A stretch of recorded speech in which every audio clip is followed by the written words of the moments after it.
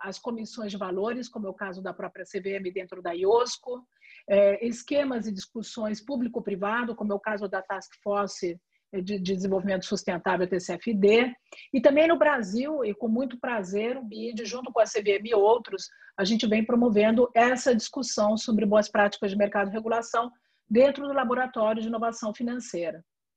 Também a gente vem vendo uma tendência interessante, e esse painel particularmente vai ter a vantagem de ter vários exemplos com bolsas de valores internacionais e a nacional, falando um pouco do papel deles com relação à promoção da transparência e da questão também de gestão de risco. Um pouco o Juca falou disso já na abertura dele, né?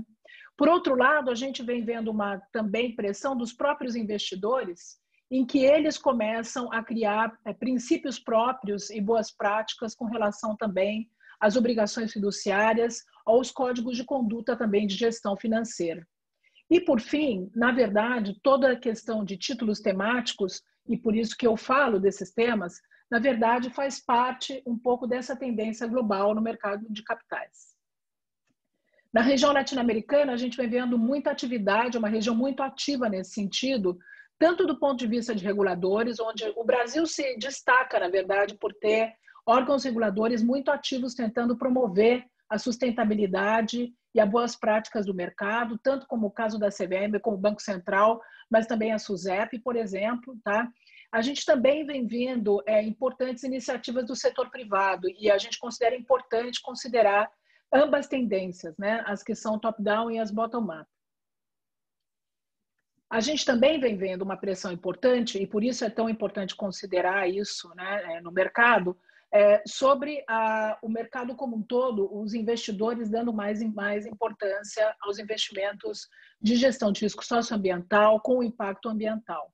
Esse crescimento é tremendo, a gente viu esse último ano uma acumulação de ativos em mais de 40 trilhões. E a gente vê esses investimentos, particularmente em países como Europa, Estados Unidos, Canadá, Japão, crescendo, e isso significa uma pressão também em que mercados como os nossos no Brasil começam a internalizar, mas também que tem que estar atentos para poder capitalizar.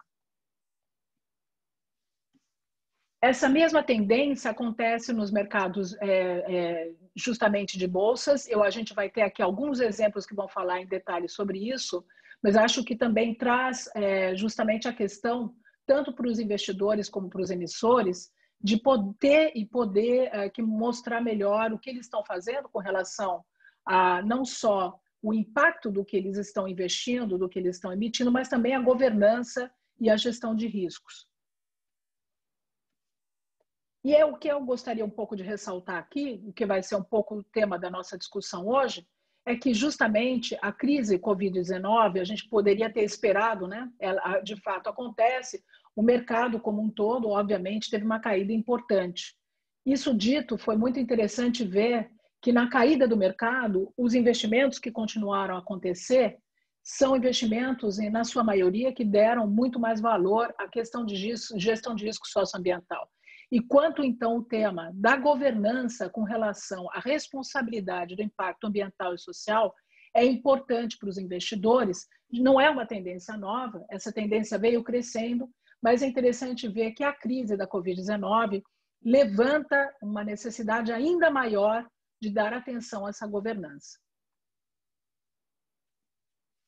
Os títulos temáticos, então, são uma oportunidade para a gente poder promover essas tendências de investimento sustentável que estão acontecendo a nível global e para poder internalizar oportunidades. Os títulos têm diferentes oportunidades, a gente conhece o mercado, digamos, bem se desenvolvendo já há mais quase de 10 anos, agora 8, 5 anos, dependendo do que a gente considera o começo. Os títulos verdes são títulos ainda no mercado que está começando, mas que já são mais conhecidos, né? Então, a gente aqui conhece esses mercados. No Brasil, em geral, quando a gente fala de títulos, a gente está falando de títulos verdes, mas, na verdade, o mercado também, como o Morgan falou, o BID vem apoiando também, vem de forma crescente também dando valor aos títulos sociais. Então, títulos verdes ou sociais, basicamente, são nada mais que qualquer título que, no caso verde, tem um tag, uma demonstração do impacto verde, e social, que tem um tag, uma demonstração do impacto social. E também muito interessante, mais recentemente, a gente viu, por exemplo, até inclusive o título do governo do México, né, faz 2 semanas, e aqui está a Nasdaq, pode falar um pouco disso, a gente vem vendo uma crescente tendência também de falar de títulos sustentáveis, ou ODS, que são os títulos, na verdade, que têm, ao mesmo tempo, podem ter impactos verdes, como impactos sociais, e podem demonstrar impacto com relação a ou vários dos Objetivos de Desenvolvimento Sustentáveis das Nações Unidas. Esse mercado de títulos, como eu falei, a gente, dependendo do que considera o começo, tem uns 10 anos e vem crescendo exponencialmente, né? O mercado de títulos verdes, o mais conhecido, foi o que mais cresceu, mas proporcionalmente a gente vê o mercado de títulos sociais e o mercado de títulos sustentáveis crescendo muito também. E na crise Covid, em 2020, apesar de que os mercados caíram, a gente vê uma oportunidade renovada para esses títulos, porque justamente por conta da necessidade dos investidores de demonstrar que os programas e os investimentos deles estão indo a esforços basicamente sustentáveis, a gente viu aqui uma oportunidade interessante no mercado, né?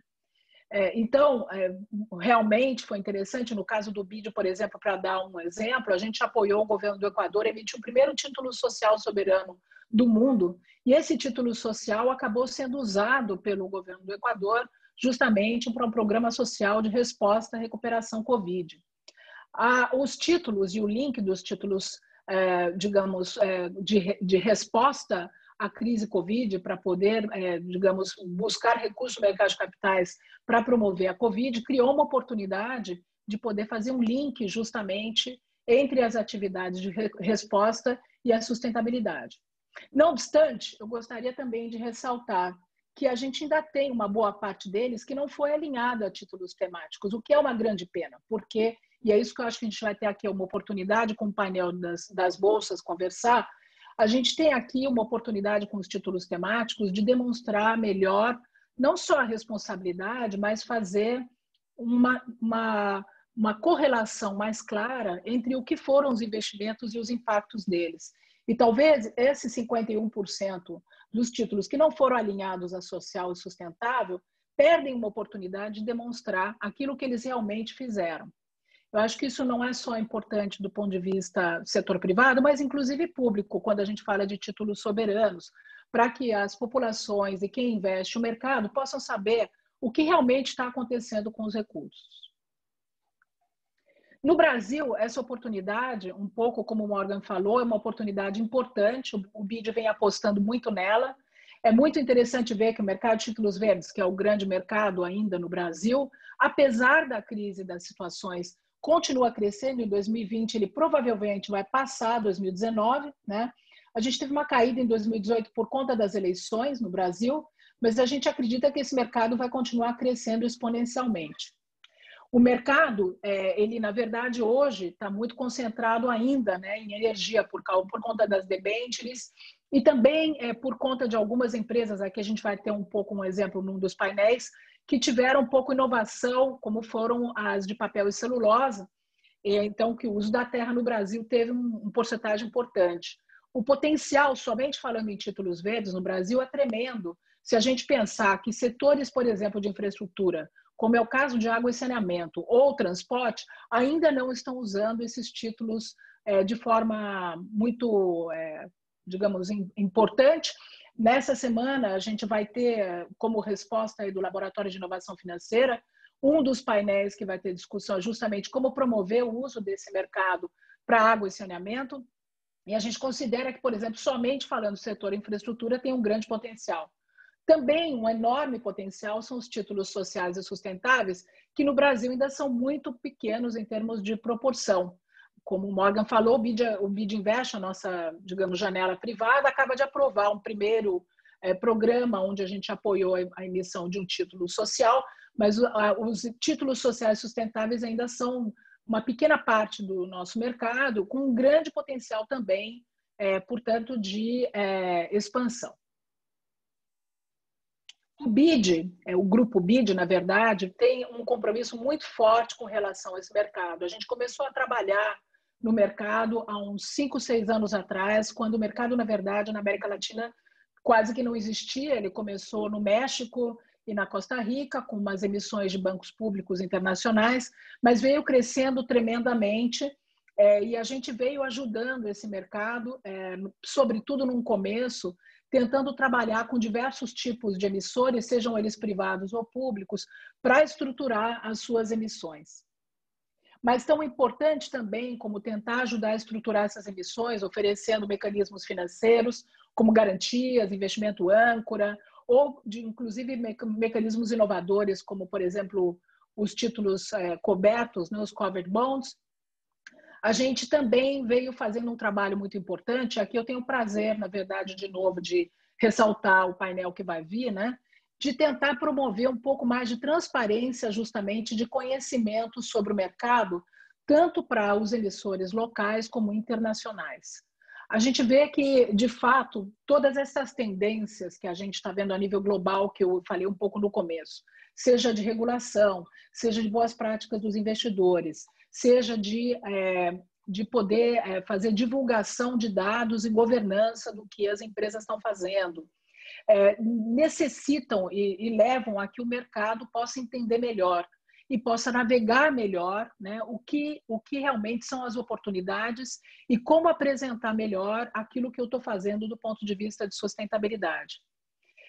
O BID apoiou, no começo do ano passado, uma análise sobre qual era o comportamento, né, dos investimentos que já tinham feito emissões no mercado de títulos verdes na região latino-americana, e o resultado foi um pouco preocupante, porque a gente viu que tanto na região latino-americana como a nível global, somente uma metade dos emissores contava em detalhe aquilo que eles estavam fazendo com os recursos dos títulos, né? Então, para promover a maior transparência e também conhecimento dos investidores das oportunidades de investimento na nossa região, a gente lançou uma plataforma, que é a plataforma de títulos verdes de transparência, a Green Bond Transparency Platform.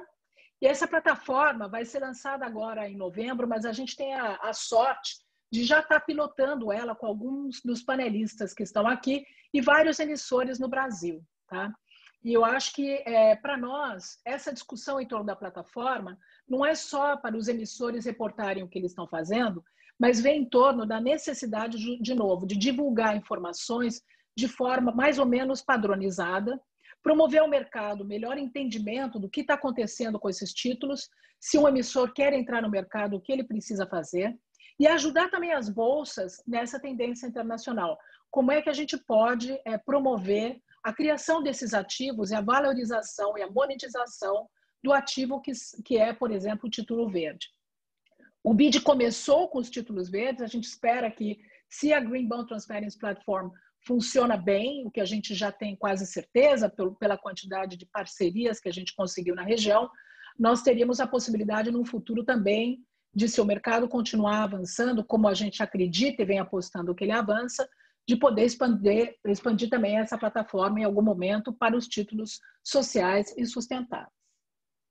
Nós estamos lançando hoje, junto com a CVM, o Laboratório de Inovação Financeira, justamente um folheto simples, mas que a gente acha importante para que o mercado possa conhecer melhor quais são essas tendências e oportunidades no mercado de títulos temáticos para o Brasil.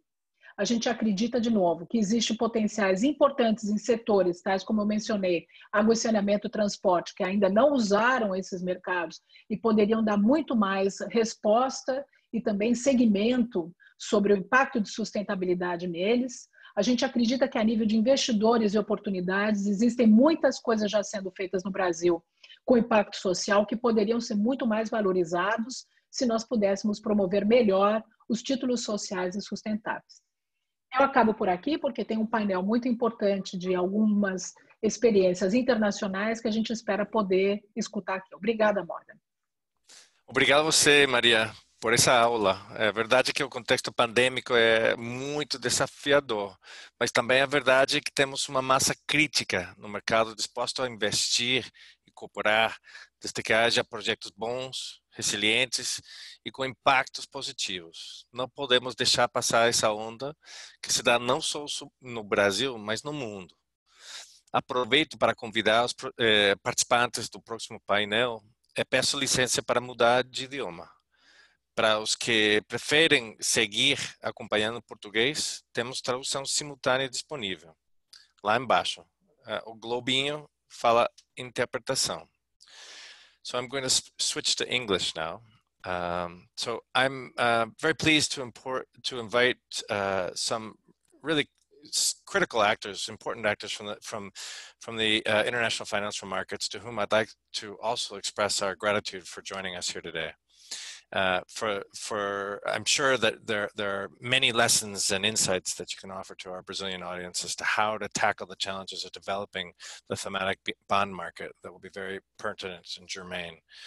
It is, as Maria highlighted in the previous presentation, a fast evolving market here in Brazil. And that brings a lot of opportunity, but also requires quite a bit of knowledge in order to leverage that opportunity and to safeguard it, I would say.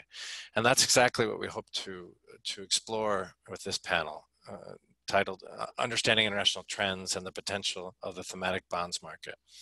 And we're very pleased to welcome to this panel three very distinguished people: Leticia Hammond from the Luxembourg Stock Exchange, Mr. Anthony Miller from the Sustainable Stock Market Exchange Network, and Ms. Anne Charlotte Eliason from NASDAQ. So thank you very much for joining us. It's a pleasure to have you here with us today. And so I'd like to jump right in, if I may, to take advantage of our time and ask the following question to all three of you. And that question is a simple question, but I think it's a really important one, which is, what is the main challenge that, from your perspective, is facing the development of this market? And why do you believe that it's worthy to overcome that challenge or those challenges? I'd kindly ask you to limit your answers to 4 minutes, as we have quite a bit of material to cover. So first, I'd ask Leticia Hammond from the Luxembourg Stock Exchange if she may offer her comments, her views. Thank you very much. Thank you very much, Morgan, and thank you for inviting me to take part of this World Investor Week. I would just like to echo what Maria said on the fact that there is a huge increase in terms of green, social, and sustainability bonds that we see on the market. And specifically this year, 2020, because of the COVID crisis, we've seen a high number of social bonds that have been issued on the market. So that's very promising all in all. But according to CVI and Moody's, this proportion of number of bonds and money that is channeled through these bonds is still a very small portion of what we see in the number of global bonds worldwide. And that goes the same thing for ESG funds and the number of assets management. It still represents a small fraction of it. And I see some challenges in there as well. Maybe not one major one, but three that I can explain in those 4 minutes that you give me. The first one really is education.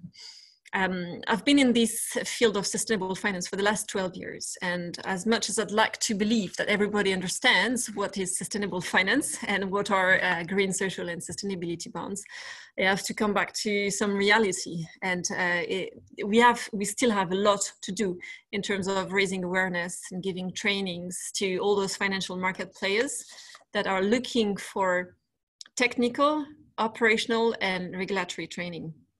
So really, education is something that we need to invest on as well, as long as we want that market to develop. The second challenge that I see is the challenge of the data.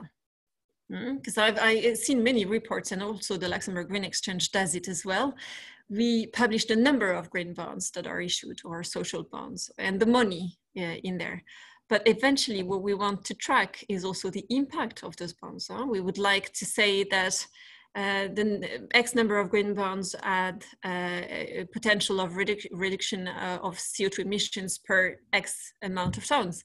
And that's really what we're looking at, the impact of those bonds. And so there is data everywhere on that, more and more than it was in the past. But it's very unstructured. There's no methodology behind, or it's not the same methodologies that are used. So we lack standardization and structuration on this data specifically.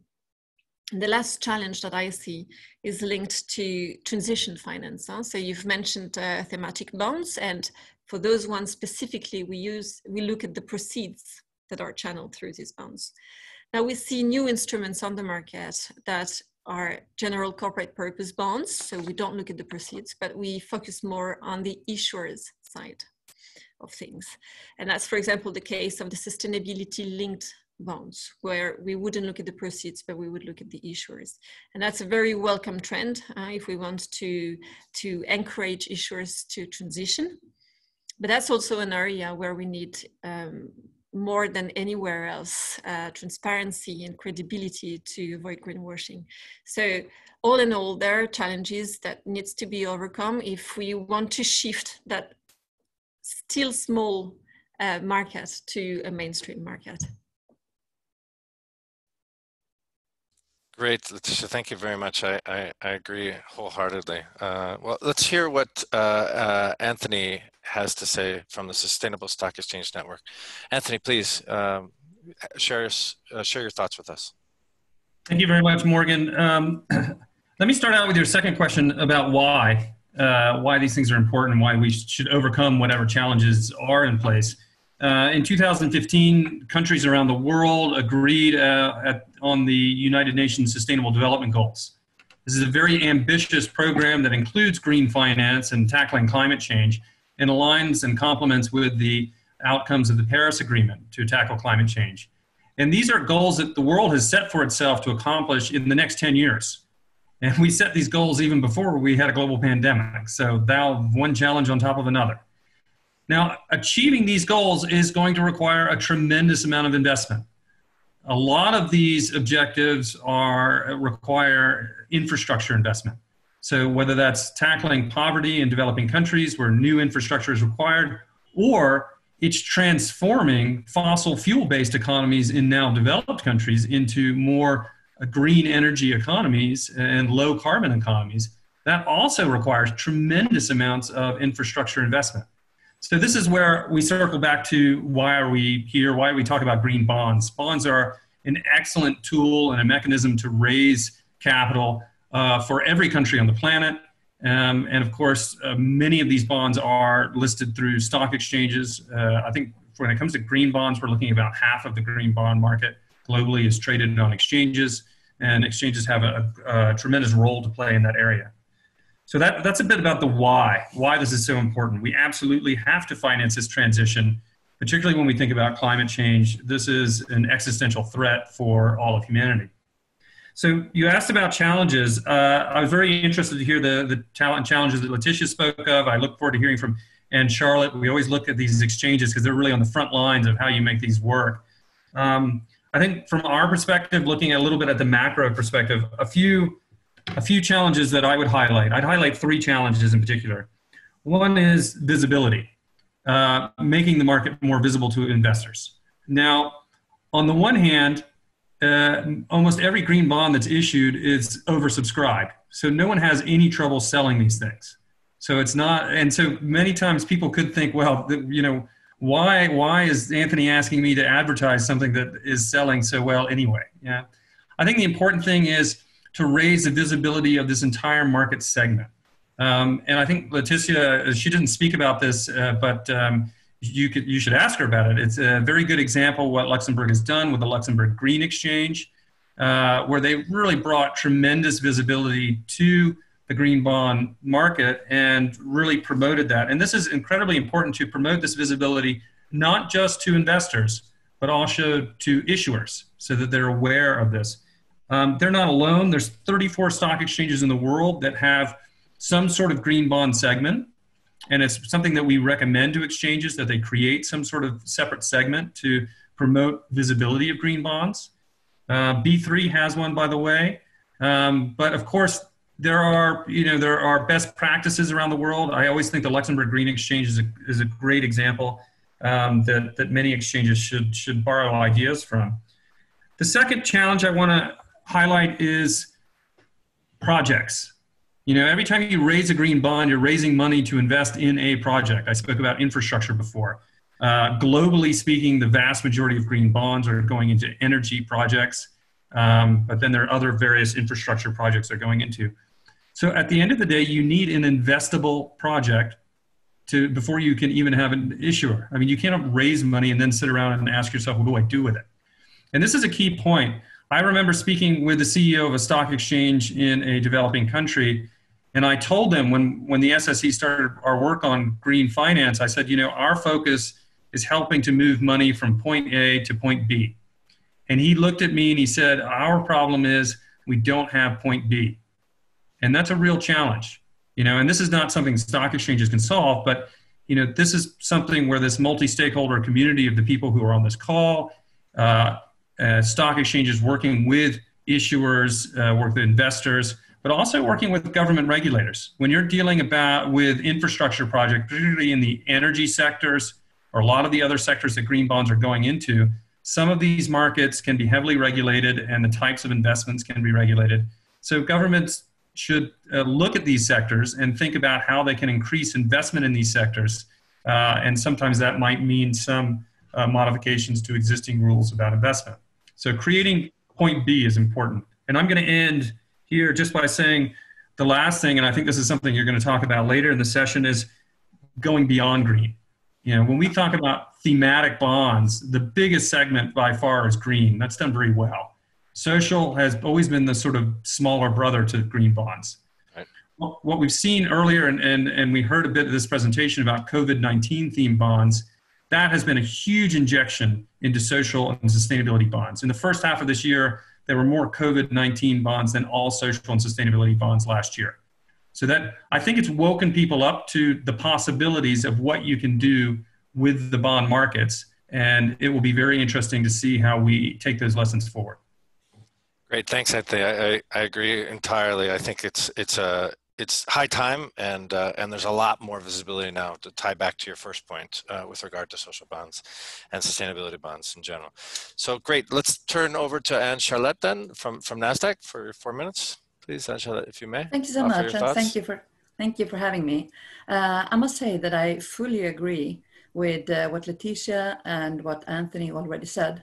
So let me just give some flavor on this. I can't really see, I think that we already identified the major obstacles, but given the numbers that Maria showed us, we have a huge increase of bonds. What we need to think about is that we don't want to increase the number of sustainable bonds. And when I use the word sustainable, I know it's a sloppy thing to say, but I include both green and social and the combination of the two. So just bear with me. I hope you can live with this sustainable comment. So if we just increase the number of bonds, I don't think it might be the case that we will save the world or make it more sustainable in the end. So therefore, it's of really big importance that we increase the transparency of the market. As we're all aware, the market is very transparent from one point of view. All issuers are publishing huge reports in a PDF file, but it's full of unstructured data, and therefore it's really difficult to compare. And we've been talking a lot about transparency in this market, but I think the transparency has to come from increased comparability. So transparency as is not really enough, but by increasing the standardization and increasing, or the standardization of reporting, that is, I think we can come a bit further. This standardization has already started from in a way, because more and more issuers, when they issue a green bond, they are also identifying certain SDG targets or SDG goals, and some of them also SDG targets in order to limit it further. However, they usually don't quantify it. They say it's like, that's the thing. What we also see quite often is that even though we have this beautiful report, we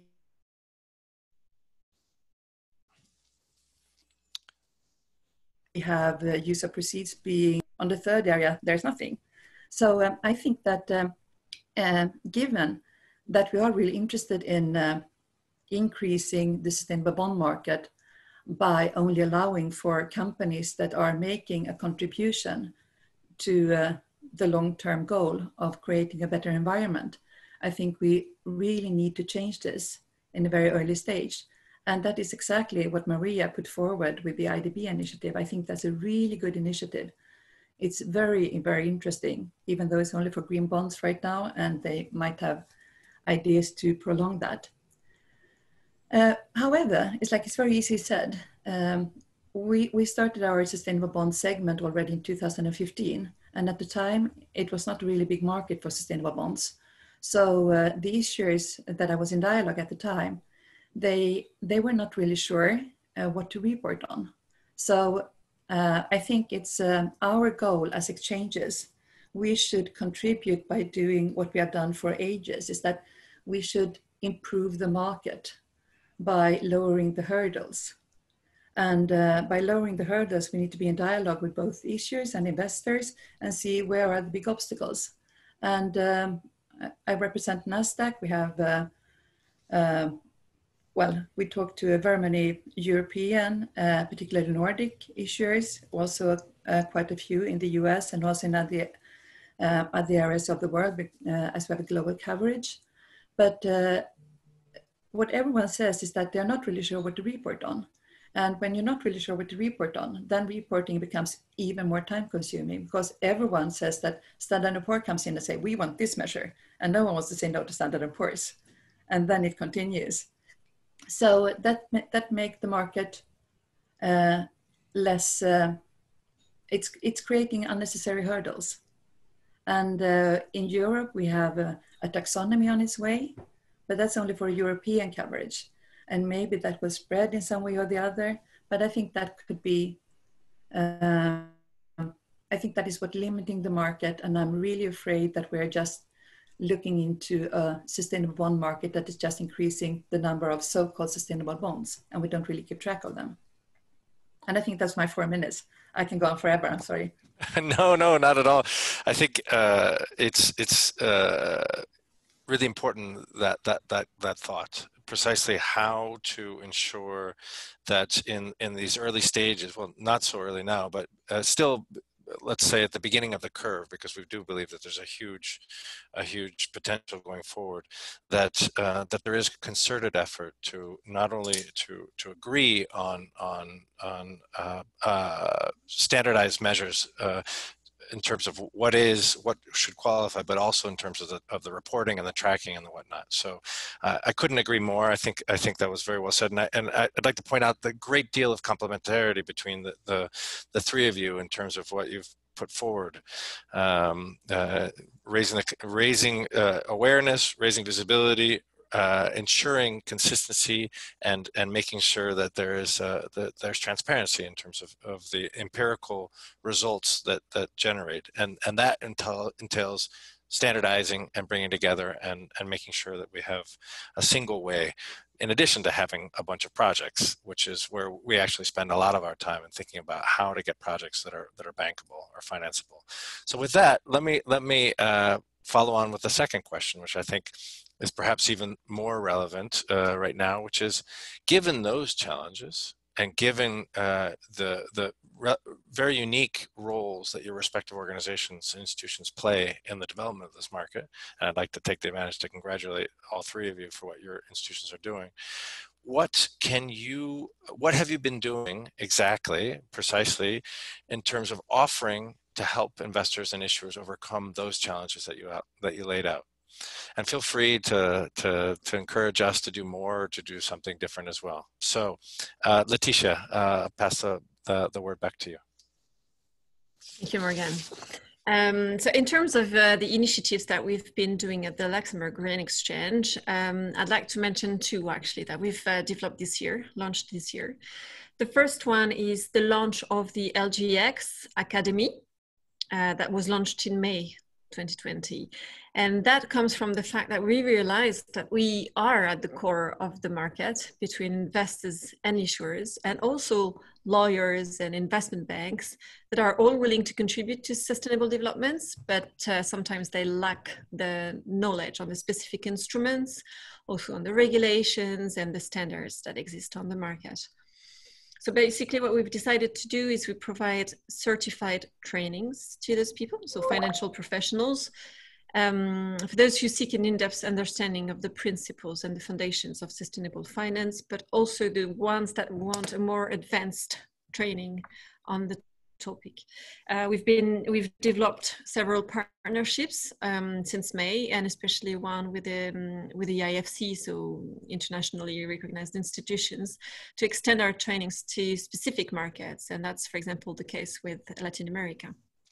The fact that we also go digital because of the COVID crisis is also an opportunity in disguise, I guess, because we're digital, and so we can target more markets and try to raise awareness more globally. So that's one thing. The second initiative that took a lot of our time during this year is actually the launch of the Altix Data Hub. And so we've launched a centralized database where all the information, all the data points that you can find on green, social, and sustainability bonds is put in that database. The idea behind that is that exactly what Anne-Catherine said, the information is disseminated in many documents, so various sources of information. It's incompatible formats.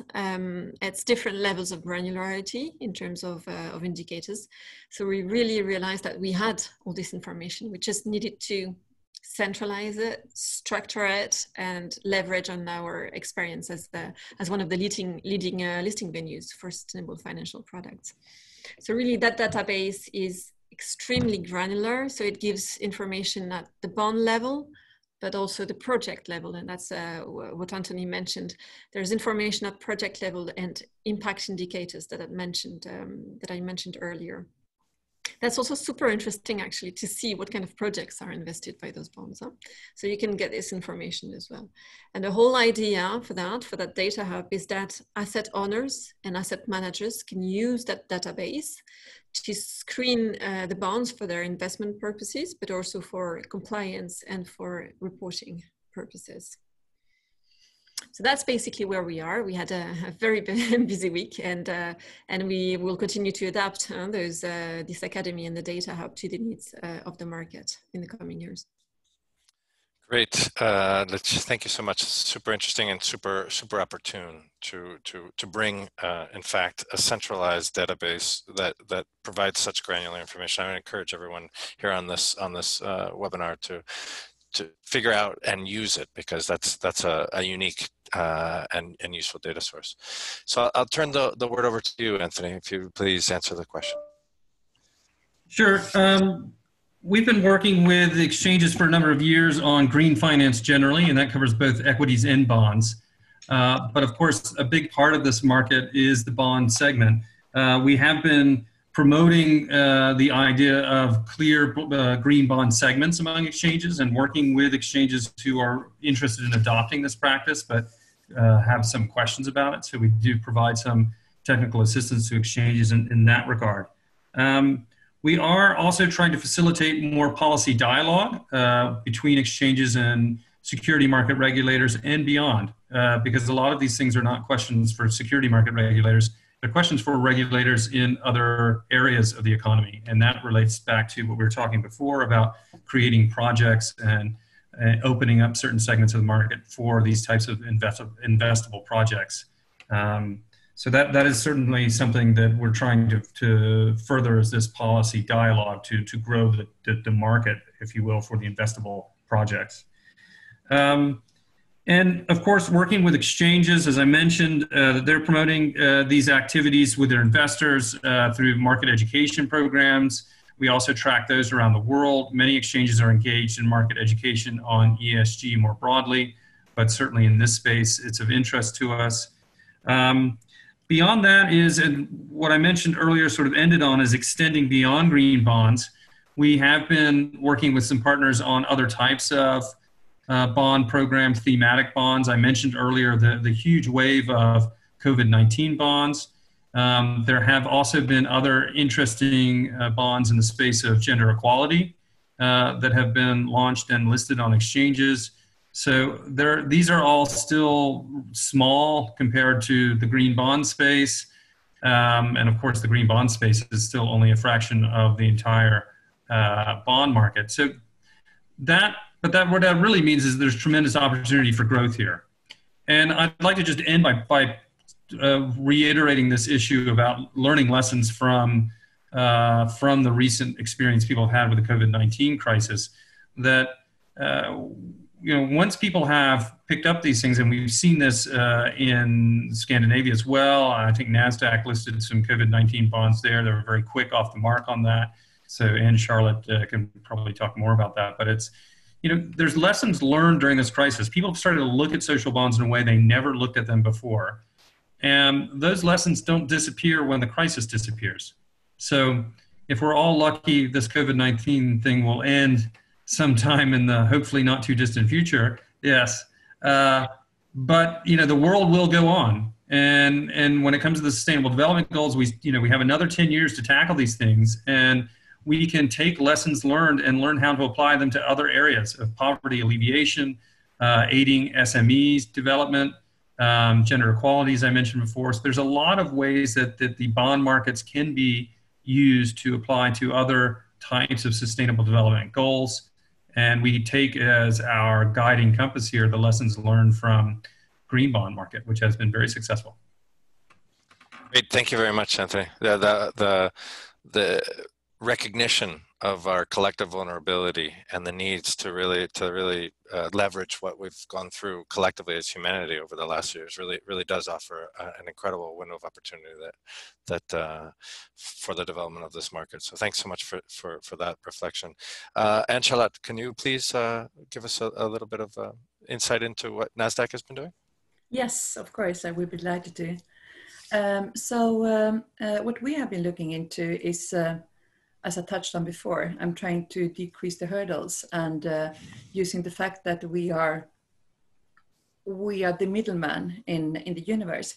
However, we are no experts. So we are not investors, we are no issuers, we are not banks, and we are no sustainability experts. So therefore, we started off some work and we talked to those different parties in the market. And in December last year, in 2019, we launched an initiative on data as well. So our idea is that we want the issuers to be responsible for the data that they are presenting. The issuers can, today all the issuers are issuing bonds. They could have a second opinion perhaps, and then they disclose that. They can do some manual reporting and they disclose that, usually on their homepage. And then you can retrieve some data, as Luxembourg is doing, which is really good. So you don't have to go through all this material. But what we are doing is that we are asking the issuers or helping the issuers to come up with KPIs that they could report on. So usually for issuers, they are identifying certain areas. Maybe they're doing green buildings or wastewater management or something like that. And that's something that is very well defined. You have ICMA categories on that. However, since we are almost all following the Green Bond principles, it's only principles, and then we have these categories, then we don't have the level underneath. And that's what Letitia also mentioned, that they're collecting all types of data that is being disclosed. What we do instead is that we say, if you have a green bond building, why don't you consider these KPIs? And then we present those KPIs for the specific initiatives that they have identified, together with all the documentations that they have today. And this is all voluntary and in dialogue. And the KPIs that we have suggested, they are really well used within the market.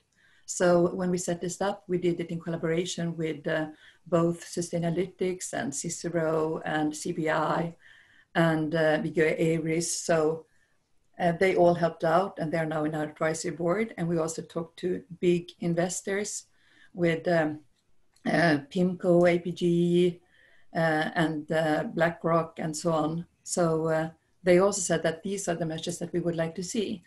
And we are hoping that for an issuer that has been reporting before, or is a new issuer that when they have identified that we are about to do a green building, the first year when they are supposed to do this reporting, then they can look at, okay, we've done a green building, which are the measures that we could present? And then they can do that. And if they want to add something over the year, they can do that as well. And we are helping to distribute that. So we disclose it again in our market data feeds. It's also available on our homepage that is open to all. What is also different in this is that this is a pure global initiative. NASDAQ, we have exchanges all over the place. We have lots of offices everywhere. And we thought that we should use our global coverage when we do this. So we are inviting all issuers of green and social and sustainable bonds to upload their information on our network. And it's free of charge because we know that the investors really welcome this information. And we are also in dialogue with them when they want to upload this information, because we're hoping that this will make the comparability better. And with an increased comparability, we will all of a sudden get a better transparency. So that's the general idea, but it's all voluntary and free of charge, and we just welcome everyone to do it. Great, thanks so much, Angela. That's very, very interesting, and I think very, very germane. So what we see is the incredibly important role that exchanges play by being right in the middle, but also actively seeking to create mechanisms for data availability, data standardization, data dissemination, which is in the end what makes the market. It really makes the market work. And I think the three of you have really also put out a very clear and compelling call to action for why we need to redouble our efforts to promote this market. So I want to thank you all for that, and for the work that your respective institutions are doing in increasing visibility, increasing standardization. And for those of you who are joining us today, I would encourage you all to visit the respective websites and learn more and look into those databases and look into those standards. They really are incredibly pertinent to the questions and to the challenges and to the potential, given what Anthony laid out in particular with regard to the realization that there is a huge demand for this. There are a lot of investors who are very keen to buy this. All these issues so far, or the vast majority, have been significantly oversubscribed, and we don't expect that to change. In fact, much to the contrary. So there's a huge potential here. Visit and collaborate with our partners who have joined us today. Thank you so much for being here. It was really a pleasure to have the three of you. So with that, I would move on to our next panel. I'm going to return to Portuguese. Com licença de todos vocês. Nesse painel vamos abordarmos a realidade dos bônus temáticos, dos títulos temáticos no mercado nacional, aqui no Brasil. Então, gostaria de dar boas-vindas e convidar a participar a Juca Andrade, do B3, ao José Alexandre Vasco, do CVM, nosso parceiro há anos, e o Divan Carlos Cargni, da Irani Papel e Embalagem.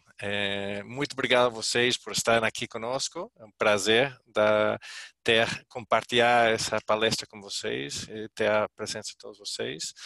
Então, vamos fazer uma pergunta para cada um de vocês e novamente vou pedir que, se puderem, limitar o seu tempo de resposta a 4 minutos para deixar a palavra rodar um pouco e ver se ao final a gente vai ter uma oportunidade para fazer uma rodada final de considerações. Então, eu vou começar pelo Juca, por favor, do B3. Juca, por favor, conte-nos como a B3 apoia os emissores e os investidores nesse mercado em evolução.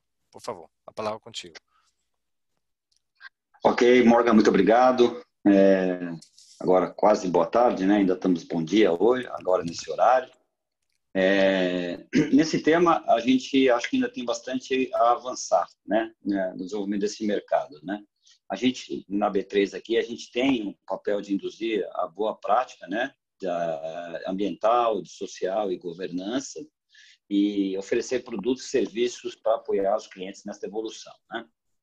Ela virou agora, inclusive, o que a gente está chamando de um mainstream aqui da companhia, né? A gente tem consciência de que isso gera valor no longo prazo, né? Para as companhias, para os investidores, e ela é uma prática essencial no mercado, né? Então, como é que a gente vai fazer esse trabalho, né? Primeiro, a gente tem que, o que a gente fala, walk the talk, né? Quer dizer, a gente ser uma companhia que é alinhada às melhores práticas, né? A gente também tem que exercer isso, né? E com relação a fortalecer e promover produtos, ofertas, né, de produtos ESG, aí eu queria comentar algumas coisas com vocês. Então, por exemplo, né, no segmento de listados, né, que é o que a gente fala, o mercado de listados é o mercado de bolsa propriamente dito, né? E aí, no caso, especificamente no mercado de ações, a gente hoje tem 69 índices no portfólio, né, da B3, e apenas 7 hoje são, na verdade, dentro dessa temática ESG, sendo 4 relacionados à governança e 3 relativos à sustentabilidade, né? Mais especificamente sustentabilidade, o ISE e o ICO2, e a gente está lançando agora, está no processo agora de lançamento do índice com S&P, né? De ESG, né? E aqui a gente tem uma oportunidade imensa, né? Para fortalecer o posicionamento desses índices como sendo referência, né? E até fazendo uma análise histórica desses índices, a comparação da performance deles em relação aos índices tradicionais, né? O segmento de balcão, né, que é o mercado de um pouco mais da parte de renda fixa ou ambientes de registro, depósito, a gente tem desde novembro de 2018 os green bonds, né? As emissões, elas são identificadas dentro do nosso ambiente de registro, então a gente dá uma notação de que ele é um green bond, né? E ele também, na nossa plataforma de negociação, que é chamado Trader, ele também é identificado lá como sendo um green bond, né? A gente tem em setembro agora, né? Em setembro, quer dizer, mês passado, em 2020, esses green bonds somam quase 4 bilhões de reais emitidos, são 15 tickets que a gente fala, né? Que são 15 títulos diferentes negociados com 13 emissões, né? Isso inclui debêntures, CRIs e CRAs, com 12 empresas distintas, né? Aqui é o começo, a gente acha que isso aqui ainda é pouco, mas já é um bom começo, né? A gente também tem participado do Laboratório de Inovação Financeira, né? E ele tem como objetivo de promover as finanças sustentáveis no Brasil, juntamente com os representantes do governo, da sociedade e algumas das certificadoras de Green Bonds também, né? Nós estamos aí, por exemplo, com a Cital e a CBI, a Climate Bonds Initiative, né? Outra frente que a gente fez ainda no mercado de balcão foi relativo aos CBIOS, né, que foi um título, né, um certificado promovido junto com o Ministério das Minas e Energia, também para o setor mais específico de combustíveis fósseis versus combustíveis renovados, e eles passaram a ser registrados aqui na B3 em abril desse ano, abril de 2020, né? E para permitir que as distribuidoras possam cumprir as metas de descarbonização, né? As distribuidoras que utilizam os combustíveis fósseis, né? Então, falando um pouco de números, né? O estoque de CBIOS agora, com base no dia 28 de setembro, ou seja, há pouco tempo atrás aqui, nós estamos com um pouco mais de 9 milhões de títulos, né? Em posição das partes obrigadas de 1,5 milhão de títulos, as partes não obrigadas com 400 mil títulos e ainda a posição que não foram negociadas, 7,5 milhões, né? A gente teve uma negociação recente de aproximadamente 1,5 milhão de títulos com preço entre R$30 e R$35, o CBIO, né? E tivemos a primeira operação de aposentadoria de um CBIO, foram 18 quantidades de CBIO que foi feito no dia 13 de agosto, né? E ainda a gente também tem que induzir as práticas, né? Não apenas a gente walk the talk, como falei, colocar os produtos, mas também ser um espaço de indução do mercado, né? De promover esses títulos, emissões sustentáveis, dando transparência, educando os investidores, fomentando esse mercado, né? Essa busca ainda hoje ela está um pouco concentrada nos investidores mais sofisticados, nos mais engajados com essa pauta, né? Mas isso está mudando. Assim, a gente percebe uma mudança rápida, né? Então, por exemplo, 84% dos millennials, né, citam a ESG como um ponto focal das suas aplicações, né? Isso é uma pesquisa que eu estou citando, é do Morgan Stanley. Mais de 60% dos entrevistados eles apontaram não ter conhecimento sobre ESG, mas 73% têm interesse nessa opção de impacto positivo da sociedade, segundo uma pesquisa da XP, né, sobre esse tema, ESG com as pessoas físicas, né? E mais de um terço dos investidores da pessoas físicas da B3, que faz parte dessa geração millennials, né, 25% são mulheres, né? E a educação e transparência para promover esse tipo de demanda é fundamental. A gente tem estruturado iniciativas em diversas frentes, né? A gente tem o nosso hub educacional, né? Que é o hub para a pessoa física, né? Então, eu recomendo que vocês também entrem lá, né? Para quem está assistindo aqui, acesse, que é o edu.b3.com.br, né? A gente tem promovido debates, fóruns, né? Dedicados ao tema, né? Por exemplo, com parceria com o próprio BID, CVM, Sustainable Stock Exchange, para promover webinars e incentivos nesse setor. A gente tem participado de um grupo de trabalho com o Ministério da Economia e o Banco Mundial para a gente acompanhar as discussões no mercado de carbono, né, e fomentar essa agenda no Brasil, também muito importante. E a gente também quer ajudar o acesso a esses instrumentos, né? Então, os fundos, por exemplo, são uma forma de empacotar esses produtos, né? As ofertas ainda são poucas, mas elas estão crescendo. E eu gostaria de mencionar que, por exemplo, hoje, né, exatamente no dia de hoje, a gente está começando a negociação de um novo ETF emitido justamente naquele índice que eu mencionei, da S&P, conosco pelo BTG, né? Então, ao compartilhar essas boas práticas, né, por meio desse programa e capacitação dos eventos. Então, essas são as bastante iniciativas que a gente tem feito nesse setor aí. Parabéns. Muito obrigado, Juca, por compartilhar. Eu acho que realmente vocês estão aí promovendo o desenvolvimento desse mercado. É um parceiro fundamental para que deslanche ainda mais rápido do que já está, né? Então, eu agora gostaria de passar a palavra para José Alexandre Vasco, da CVM. Vasco, qual o papel do regulador para apoiar o mercado de títulos verdes e temáticos? O que acha? Pode falar. Muito obrigado. Boa tarde a todos. É uma satisfação estar nesse evento e cercado de parceiros aqui como o BID. Especialmente o BID está anunciando hoje uma parceria, a B3, enfim. Eu estou muito satisfeito de estar aqui ajudando o primeiro dia da World Investor Week para tratar de um tema que é tão importante para o mercado de capitais e para o país.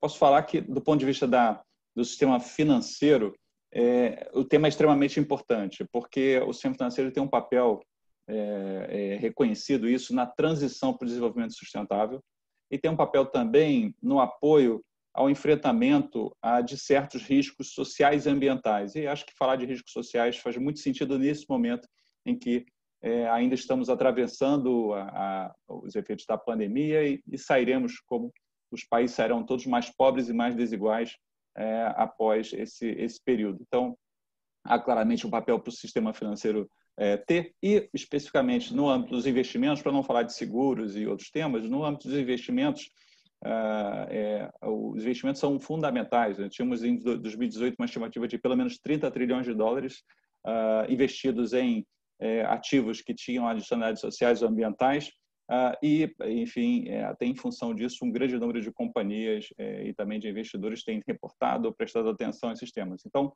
a transição, especialmente para um país como o Brasil, que é um mercado emergente em crescimento, ela oferece grandes oportunidades de crescimento. O papel aqui dos reguladores, especialmente do mercado de capitais, ele passa principalmente, sem prejuízo de outras ações, né, pela promoção da transparência, que é fundamental. O disclosure das informações periódicas, eventuais, dos emissores, enfim, dos participantes de mercado, mas também a transparência sobre os riscos, né, e sobre a gestão de riscos, né. Esse tema eu acho que ele é um pilar da proteção do investidor, especialmente contra greenwashing e outros temas que podem prejudicar a credibilidade desse mercado. É uma gestão de risco eficiente, que ela passa pela transparência, um funcionamento eficiente, acho que um ponto que não pode deixar de ser mencionado, que é a alocação eficiente de capital.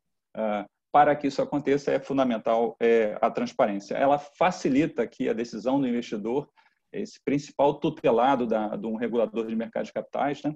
E aí tanto o investidor institucional, que tem os seus próprios requisitos e requerimentos para investir, quanto também investidor de varejo, que, como acho que o Juca bem apontou agora, está mudando o seu perfil, né? Temos aí novas gerações, essas gerações estão buscando, muitas vezes, um propósito nos seus investimentos, e é fundamental que o mercado tenha ativos que, enfim, atendam a esse anseio, que é uma mudança natural aí da própria sociedade cultural, de valores, enfim. Então, uma pesquisa recente da IOSCO apontou, e foi publicada esse ano, que 83% dos reguladores de mercado de capitais, aqueles que responderam à pesquisa, apoiam de alguma forma investimentos sustentáveis, usualmente pela atuação no disclosure.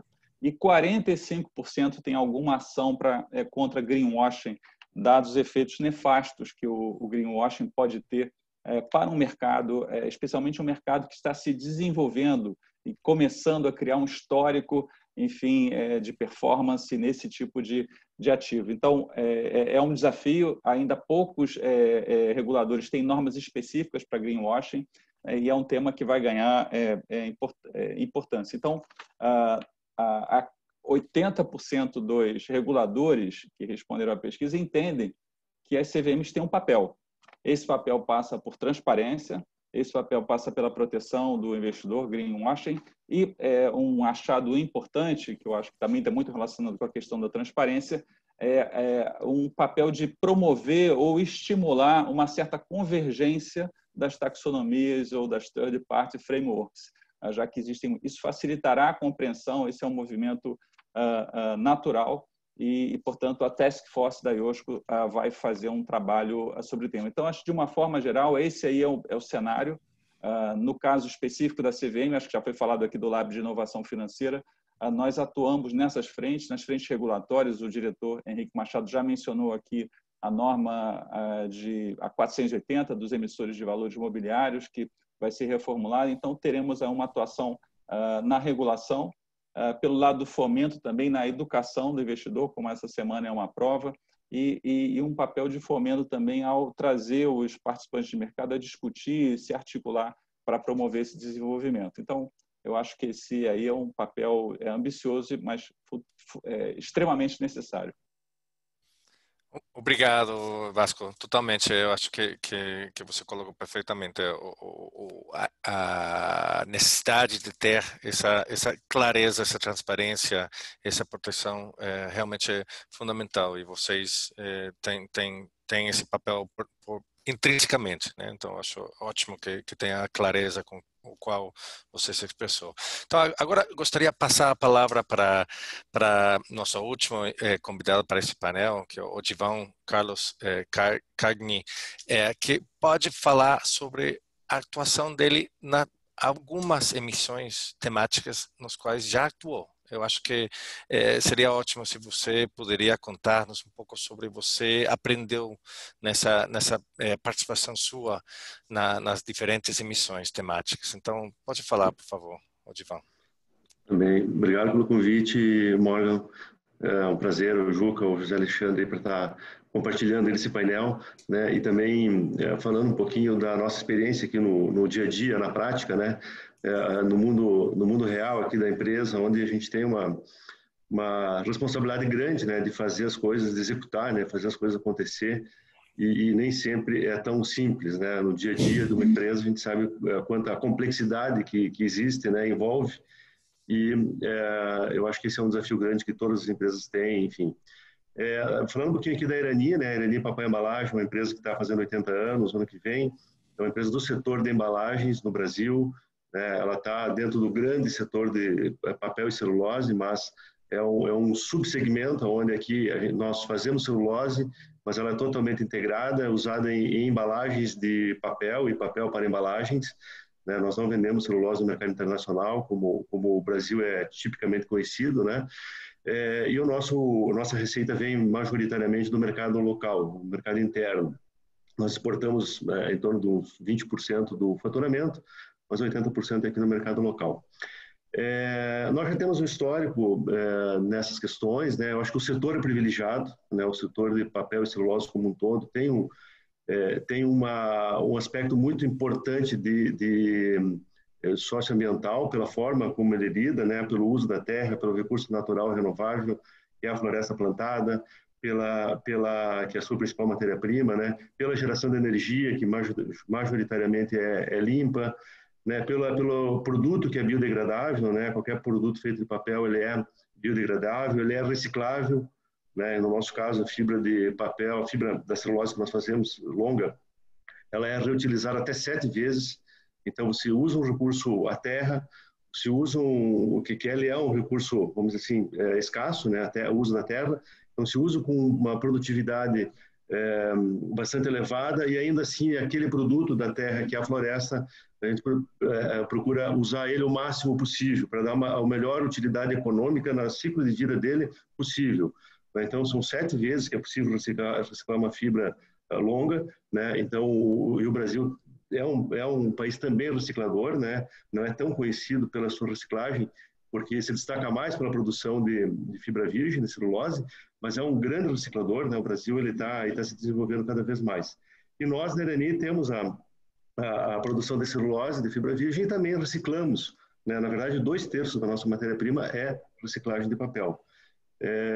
Então, associando tudo isso, né, bastante vem do setor, da característica do setor, bastante daquilo que nós pregamos na empresa.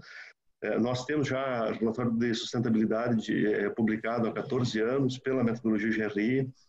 Nós temos 2 projetos de MDL, né, registrados na ONU, né, um de 2005, outro de 2007, onde nós já vendemos crédito de carbono no mercado internacional, vendemos para Shell, Cargill e outras grandes empresas compensarem suas emissões lá fora, ainda quando o protocolo de Kyoto estava vigente e bem ativo, né? Agora está um pouco menos, esses créditos caíram, o valor do crédito caiu muito o valor no mercado internacional, mas ainda assim nós mantemos os projetos, estamos gerando crédito de carbono, vendendo aqui localmente, até no Brasil já se desenvolveu esse mercado, temos algumas transações aqui dentro do Brasil. Nós também temos vários projetos sociais que são inerentes, né, da atividade, né, e enfim, isso acaba formando uma combinação de fatores ESG, né, que a gente vem construindo ao longo do tempo. No ano passado, nós emitimos a debênture verde, né, que aí acho que vem a experiência que está listada na B3, né, carimbada lá como debênture verde. E até na emissão, na origem da emissão, você vê como as coisas são, né? Nós, com todo esse arcabouço, né, a gente não tinha a intenção de emitir uma debênture verde.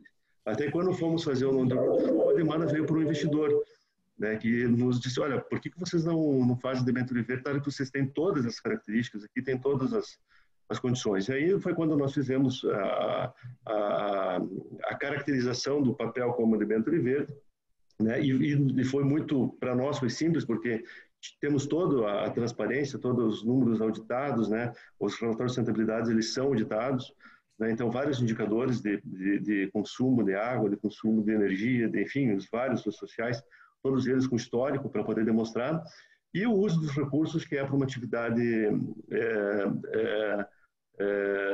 de reciclagem, né, e de produção com base em matéria-prima renovável. Mas o que eu queria destacar aqui, eu acho que tem um aprendizado de lá para cá muito legal, que foi o que aconteceu na pandemia, né? Se fala muito do digital, né? Que o digital andou bem na pandemia e tem reforçado o seu posicionamento, né, com uma tendência.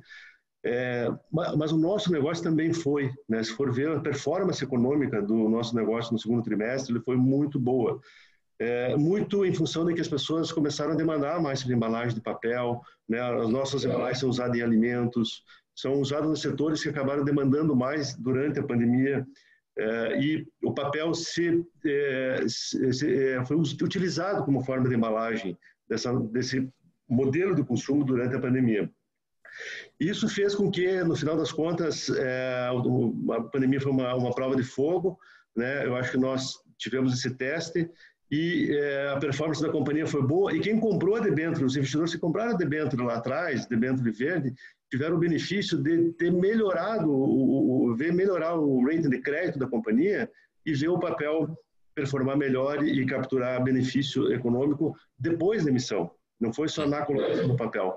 E eu reputo isso muito a posicionamento socioambiental da companhia e mesmo do setor, né, que acaba se provando com menor risco, que no final do dia se acaba sendo o menor risco é uma menor taxa de risco, né, então um retorno maior para quem investiu no papel. Enfim, eu também teria aqui bastante coisa para comentar, né, mas da experiência, mas eu acho que para deixar assim um pouquinho do que eu vejo, né, acho que o momento foi muito, o ano 2020 está sendo um ano de prova para os negócios que se posicionem, que tem no DNA essa questão socioambiental, né? E uma coisa que só para concluir, eu acho que tudo é uma jornada, né? Para nós que estamos nas empresas, a gente aprende muito, né? Não tem, assim, às vezes eu vejo muita empresa sendo cobrada, né? Tem muito ativismo em ESG hoje no mercado, que eu acho que é legal para pressionar, né? Agora, as empresas também estão numa jornada de aprendizado e estão numa jornada de melhoria. Eu acho que essa é uma continuidade que ao longo do tempo nós vamos ter e que as empresas vão se adaptando e vão dando cada vez mais atenção e respostas a uma sociedade, aos investidores que pedem esse tipo de compromisso, né? Muito obrigado, Odimar. Eu acho que você colocou o tema de forma muito precisa e, de fato, a motivação, um pouco a chamada à ação desse painel aqui, essa chamada da parte da sociedade. Olha, temos muitas perguntas e pouco tempo, então eu acho que vamos fazer uma pergunta. Para aqueles que fizeram perguntas por escrito, vamos tentar organizar ex post uma resposta da parte aos quais foram dirigidas essas perguntas. Então, eu gostaria de fazer uma rodada última, muito breve, e fazer a resposta de forma sucinta, mas, aliás, além disso, as considerações finais, cada um, porque realmente estamos ficando sem tempo. Então, para a Juca, a pergunta, para os três, a mesma pergunta. O que acham, assim, manchetes, que a gente deve fazer, o que o Brasil tem que fazer, que faz falta, para que o Brasil dê um salto no mercado de títulos temáticos? Acho que todo mundo compartilha a ideia que é uma fonte muito promissora para destinar financiamento para a lacuna de infraestrutura. O que faz falta? O que faz falta? Então, Juca, a palavra com você. Ok, obrigado, Morgan, pela questão. Eu acho que esse salto ele já está acontecendo, né? A gente já percebe ele acontecendo, tanto do lado dos reguladores quanto dos participantes, a própria B3, né? Fazendo parte desse salto, né? Do lado dos investidores, eles estão buscando diversificação. A gente está até também em função da pandemia, um cenário de juros baixos tem incentivado os investidores a buscarem diversificação de investimentos. E aí o próprio impacto da pandemia em si, né? O impacto social que ela gerou, combinado com alguns desastres naturais que infelizmente a gente acaba presenciando, tem chamado a atenção, né? E aí outros investidores, né, por exemplo, a carta do Larry Fink, né, o CEO da BlackRock, que por sinal é a gestora de um ETF nosso também, do ICO2, né? Eles têm movido as empresas, enquanto investidas, a tomarem posicionamento. É uma pauta relevante dentro do Fórum Econômico Mundial de Davos, né? E a gente sabe que isso é pauta e é importante, né? E aí também acho que o próprio Divan comentou, né, da pressão que a sociedade faz em relação às empresas, né? Quanto maior as suas empresas, você tem a responsabilidade, além da responsabilidade direta com o acionista, do ponto de vista de retorno e tudo mais, mas as empresas estão sendo cada vez mais cobradas. cobradas de responsabilidades no segmento tanto social quanto sustentabilidade, governança. Isso é uma pauta que está muito forte, muito presente, né? Então, eu acho que essa é a construção, acho que a gente está fazendo aqui junto com o CVM, Banco Central, FEBRABAN, o próprio BID, né, e tantos outros atores. A gente entende que a pressão já está acontecendo e a gente também tem que estimular, né? A gente estimular isso de todos os meios possíveis, a B3 colocar isso na agenda, falando muito disso. Quanto mais a gente puder falar e dar visibilidade, fazer as empresas conversarem entre si, a gente acelera essa pauta. Assim que é a visão aqui da B3. Ótimo, muito obrigado. Então, passo então a palavra para o Vasco, por favor. Pode dar um pouco a visão da parte do CVM, por favor. Obrigado. Quando temos um objetivo, nós sempre olhamos para onde gostaríamos de estar, né? Mas a gente tem que pensar também onde estávamos. E eu não posso deixar de mencionar, concordo com o Juca que estamos avançando, a gente não pode deixar de mencionar aqui nessa conclusão o trabalho enorme, não da CVM, mas das 200 entidades que estão no Laboratório de Inovação Financeira, essa ideia visionária que o BID trouxe à CVM há 3 anos atrás, né? Quem imaginaria que 3 anos depois nós teremos quase 600 pessoas trabalhando em diferentes temas, discutindo taxonomia e fazendo uma semana do investidor com dezenas de eventos tratando dessa temática. Então, acho que esse papel de mudança de cultura, de mindset, eu registro aqui um agradecimento a todos os participantes, alguns estão aqui, como a B3, grande apoiador em vários temas, e ao BID, por ter sido aí o construtor desse trabalho que hoje se materializa numa parceria formal. Daqui para frente, vamos ter várias ações regulatórias, a CVM... E essas ações regulatórias serão também certamente cada vez mais alinhadas com os demais reguladores. É necessário uma concertação no país para que a gente tenha uma resposta que seja ao mesmo tempo efetiva, mas concertada, equilibrada entre os diferentes mercados. Então, o próprio Lab já tinha isso, né, quando trouxe para lá a Previc, a SUSEP, os ministérios, para que a gente debata esse tema. E certamente a nossa atuação regulatória, como já foi antecipado, vai tratar disso, mas sem abrir mão daquela preocupação com os custos de observância, com a eficiência e de propor coisas que façam sentido. A regulação não vai resolver tudo. E o passo seguinte, à medida que a regulação for mexendo, será certamente a supervisão. Enfim, esse papel aí da CVM como supervisor, muito moldado pelo que a regulação vai colocar como obrigação ou com melhores práticas, ele é fundamental para garantir essa credibilidade. Então, eu vejo nos passos seguintes, não só esse encaminhamento, mas uma expansão das ações em coordenação com reguladores, ministérios, inclusive na região. Nós temos um papel importante na América Latina, é um dos mercados mais importantes e temos aí uma oportunidade única de exercer essa vocação com plena capacidade e sucesso. Obrigado. Muito obrigado, Vasco. Concordo 100%, totalmente com o que o senhor colocou aí, com relação à oportunidade e à necessidade de passo certos, um tras outro, para a construção coletiva desse mercado aí. O Divan, pode compartilhar da sua experiência já emitindo o que falta para deslanche ainda mais vigoroso desse mercado?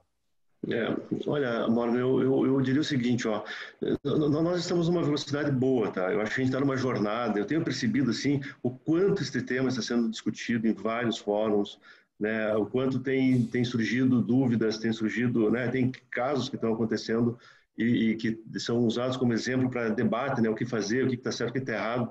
Então, eu diria o seguinte, que nós estamos num momento aqui no Brasil muito, muito positivo desse tema ESG, numa aceleração da jornada.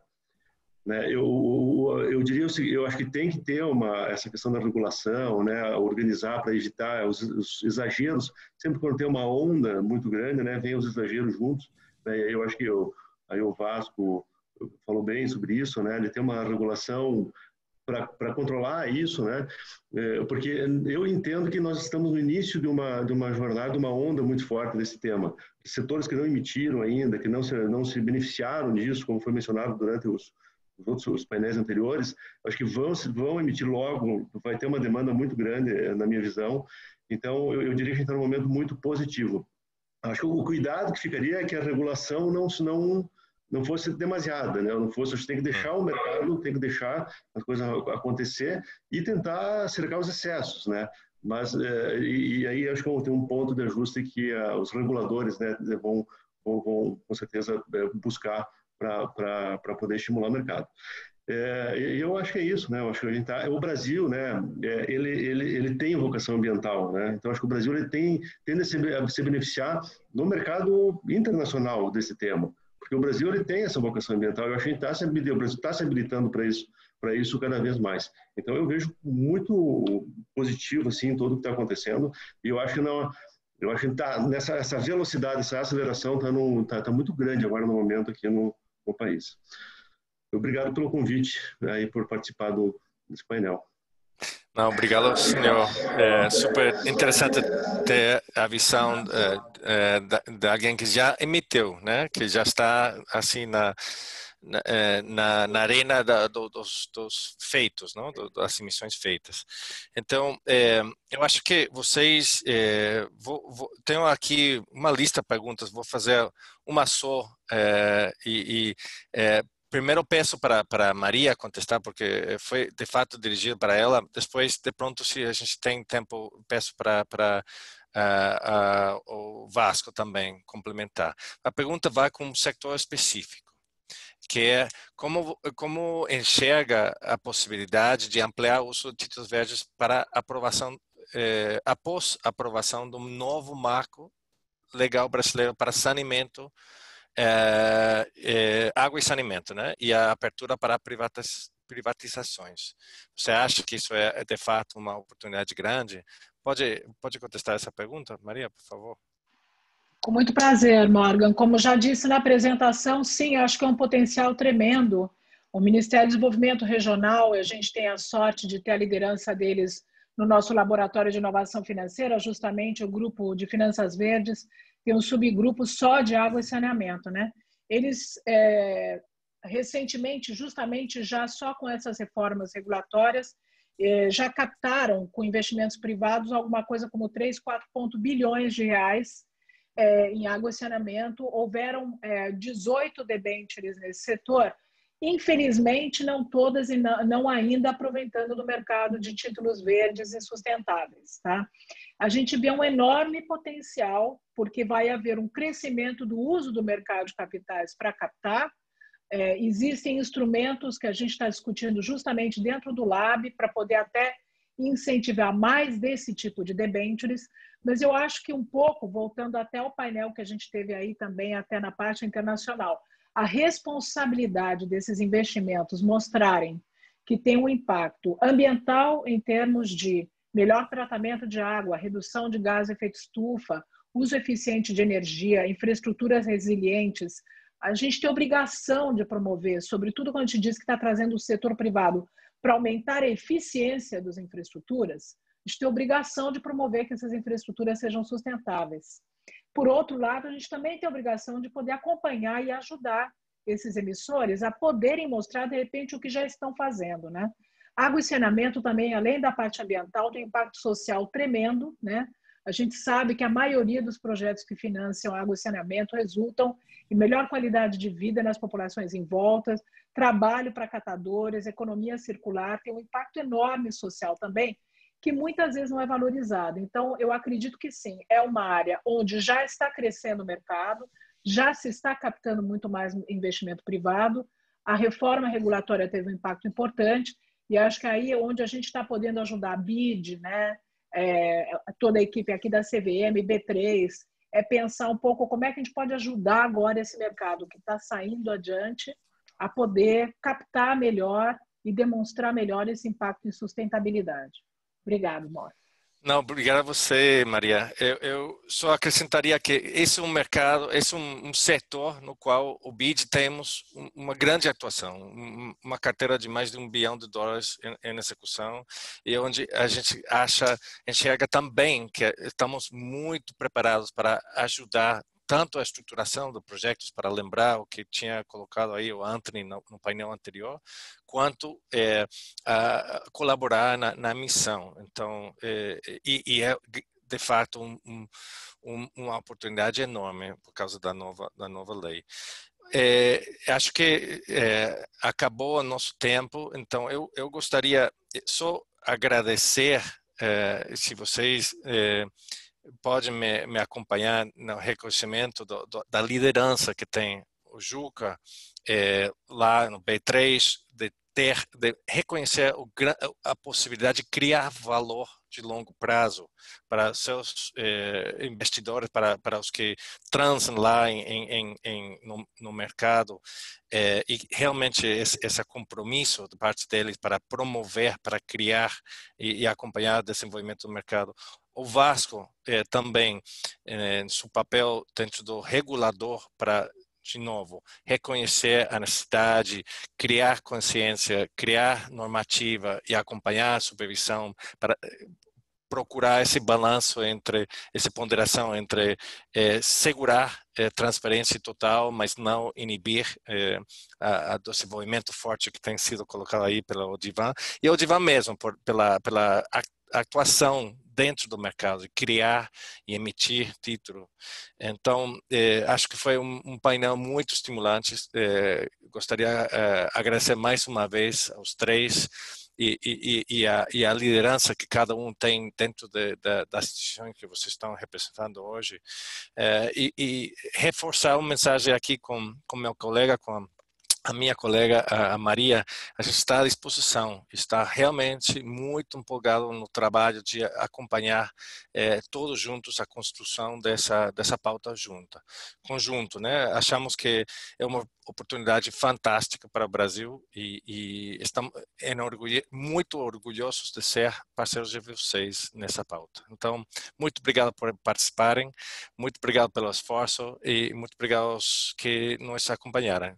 Qualquer pergunta que ficou sem atender, vamos fazer nosso melhor esforço para atendê-la. Boa tarde a todos.